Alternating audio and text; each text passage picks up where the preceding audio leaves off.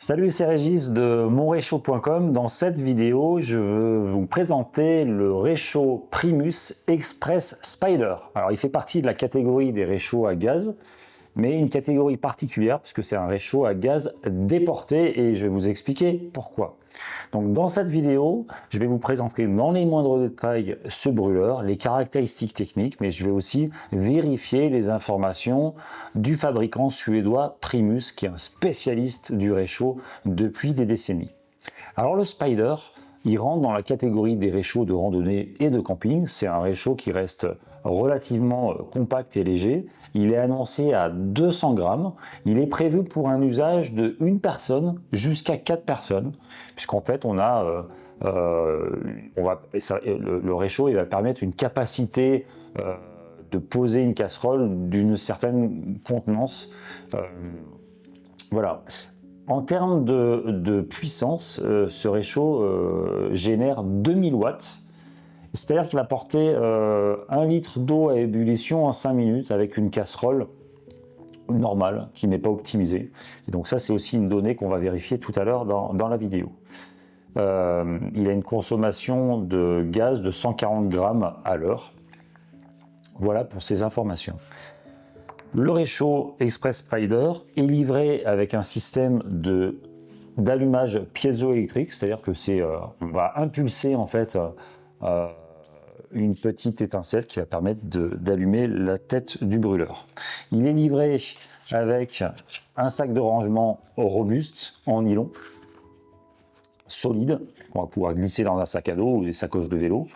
Et puis il y a aussi un réflecteur de chaleur qu'on va pouvoir mettre sous le réchaud. Donc c'est une feuille d'aluminium qu'on va pouvoir plier facilement ou déplier et qu'on va mettre ici et qui va permettre, enfin sous le brûleur, et qui permet deux choses, à la fois d'éviter que le froid du sol ne remonte sur le réchaud,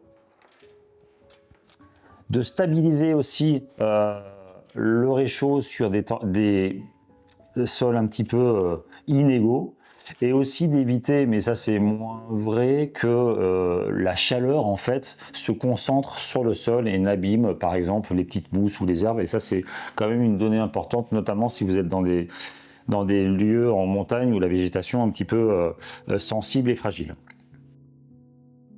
Donc là j'ai déplié le réchaud et on voit qu'en fait on a 3 pieds qui sont totalement escamotables, dépliables, qui vont venir se loger le long du corps du réchaud.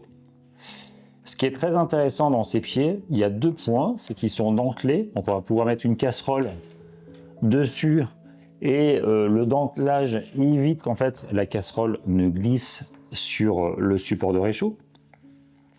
Mais aussi, c'est qu'on voit qu'en fait, c'est pas le plus petit des réchauds, c'est pas le plus léger, mais par contre, il est vraiment très confortable en termes d'usage, puisqu'en réalité, vous allez pouvoir mettre une casserole, par exemple ici, c'est un exemple d'1 litre, mais des casseroles d'une plus grande capacité, 2, 3, voire 4 litres.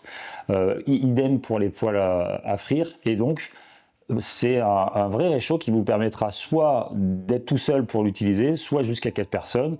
Et c'est aussi un format qui permet soit de faire chauffer de l'eau, par exemple pour faire chauffer des pâtes ou un lyophilisé, mais aussi véritablement de cuisiner. Alors, pourquoi on peut bien cuisiner avec? Il y a 2 choses. Déjà, techniquement, si vous regardez le réchaud, c'est que il a une alimentation qui est déportée. Ça veut dire que la cartouche va être éloignée de la flamme, ce qui permet d'abord en toute sécurité de gérer la flamme et la puissance de la flamme sans avoir les mains trop près du brûleur. Et d'autre part, on a un robinet de réglage ici en plastique, un plastique qui est solide et qui est robuste, et qui va permettre de gérer la puissance de la flamme. Cette flamme, en fait, elle est alimentée par ce tuyau ici, qui est donc déporté, qui va venir collecter le gaz dans la cartouche. Et ce gaz, il va arriver ici, dans un tube ici, qui va être préchauffé et qui va permettre d'optimiser les performances thermiques du réchaud. C'est-à-dire qu'il n'arrive pas directement et il est chauffé, non, il est préchauffé dans ce tuyau et ce préchauffage se fait directement au-dessus de la flamme. Donc ça, c'est vraiment une technologie qui est intéressante. Ce réchaud est compatible évidemment avec les cartouches de gaz Primus, mais c'est d'abord compatible avec les cartouches de gaz de norme EN 417, qui est la norme mondiale et qui est en fait une cartouche à gaz fileté. Donc c'est pas les cartouches perçables qui sont quasiment obsolètes, ou c'est pas les cartouches clipsables de couleur bleue, ça c'est pas compatible. Par contre, c'est compatible avec les cartouches de gaz Primus et toutes les marques de normes mondiales hein, qu'on connaît tous, MSR, Optimus, Jetball, etc. Et là, c'est vraiment, vous pouvez les utiliser avec toutes ces cartouches. Quelle que soit d'ailleurs la capacité, là j'ai pris une cartouche de 230 grammes, mais ça pourrait être une cartouche aussi de 100 grammes ou de 430 grammes, parce que ça permettrait en fait d'avoir une plus grande capacité. Ça, c'est à vous de choisir en fonction de votre usage. Alors, moi, ce que je voudrais vérifier avec vous dans cette vidéo, c'est les informations que nous donne Primus. Au niveau du poids, ils annoncent un réchaud à 200 grammes. Et ben, c'est ce qu'on va vérifier avec cette petite balance qui est assez précise, qu'on utilise toujours pour vérifier le poids de nos articles. Donc je l'allume, il faut simplement que je règle la tare à 0 évidemment.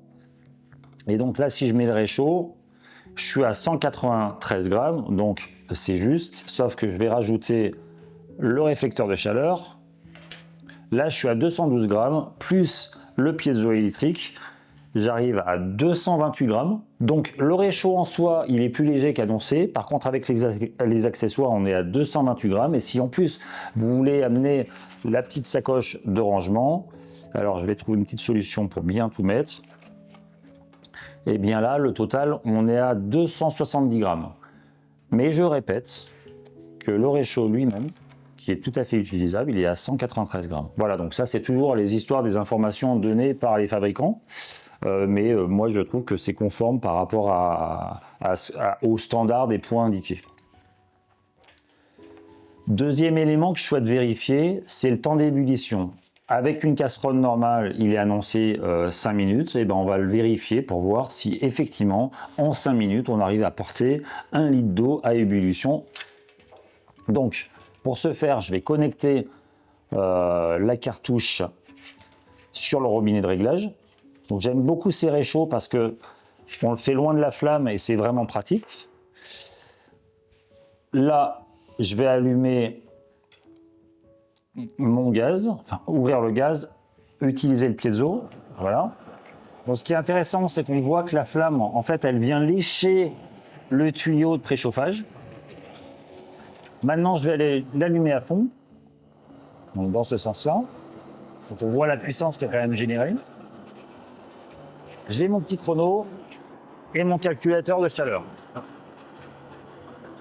Et c'est parti pour le test.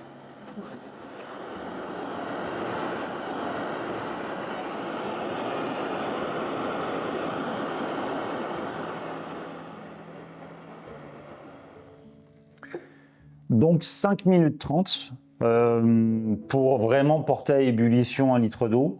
Et effectivement, à partir de 5 minutes ou même un peu avant, on sentait que l'eau frémissait.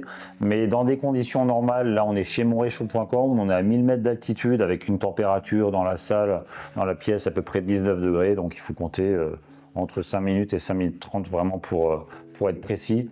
Donc c'est à peu près dans la plage annoncée par Primus, sachant qu'on utilise une casserole Primus non optimisée mais en aluminium anodisé dur, donc il y a quand même des bonnes performances thermiques. Mais on n'est pas dans des conditions de vent, d'altitude ou de froid.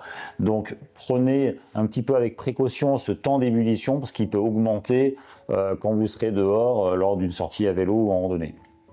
Voilà, j'espère que cette vidéo vous a plu. Si vous avez des questions ou des commentaires, vous pouvez les poser en dessous dans la description de la vidéo ou nous envoyer via notre formulaire de contact des questions techniques.